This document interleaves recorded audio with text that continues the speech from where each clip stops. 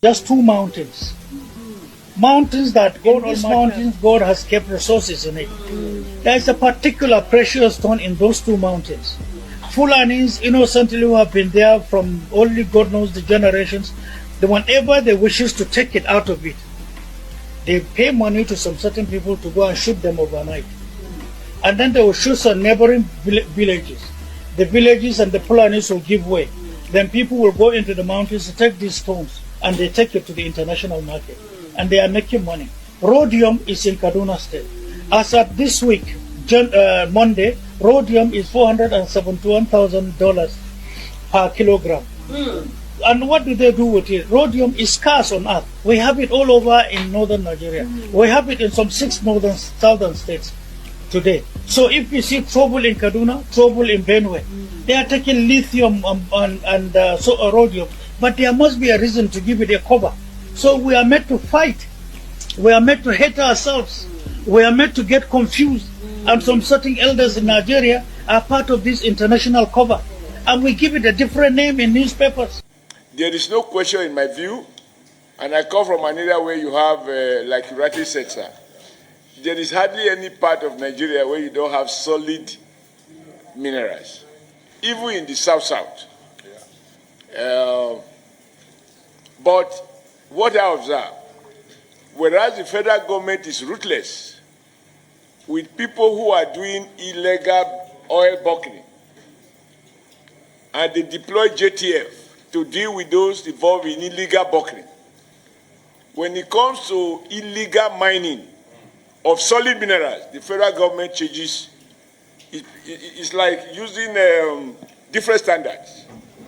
And I'm very angry about that.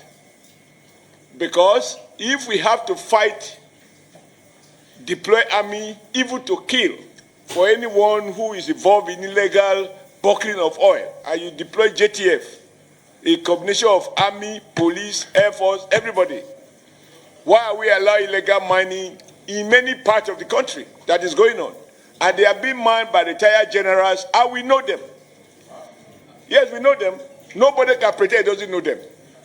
I did a letter to former President Buhari, because somebody I sent to go and conduct a primary somewhere reported back to me, a retired general of Northern Instruction, told me that, look, Adams, you are worried about the challenge of conducting primaries in Zamfara. The challenge you see is there is far more than that. And if it's not dealt with, Nigeria will not know peace in parts of the country. And this gold go all the way through the belt, all to Kaduna.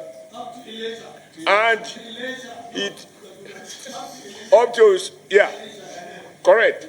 And he told me that those involved in this illegal mining, they use choppers. They procure arms exactly the same way as our military were doing in the South-South. They give them arms. They use choppers to come and cut away the gold. And they take them out of this country and make billions of US dollars. And the federal government is not doing what it should be doing. I took this letter to the former president when I was national chairman of APC. And I said, call the general to give you more brief.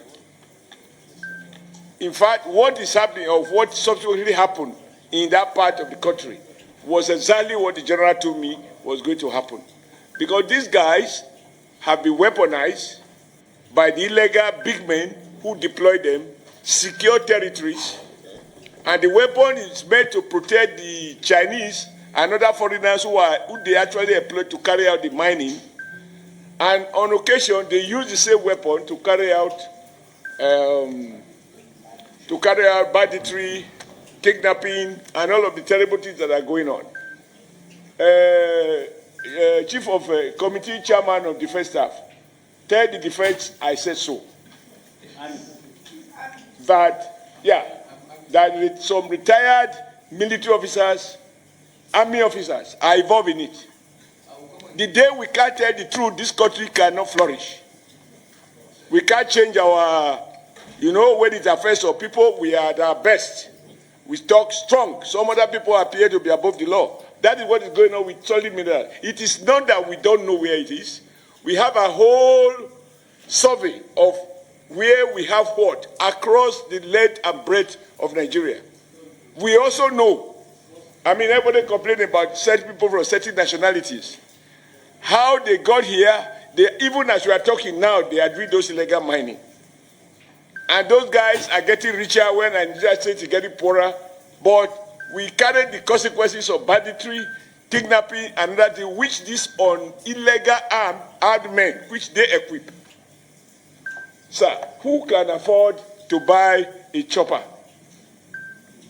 to land in an illegal mining site, cut away gold, return to Sediti, and then on the way to airport, bam, take them out of the country? This is happening.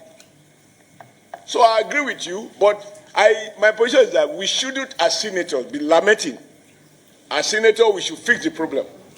We should tell the executive, you must deploy exactly the same force that you deploy against illegal oil bunkering. That same force should be deployed to deal with criminals who are money. When I say criminal, it can be a retired general, it can be a retired permanent secretary, it can be a retired trade unionist or a retired labor leader. Whoever is involved, they should be dealt with. Let Nigeria see that we are not condoning this. We are not lamenting what is going on.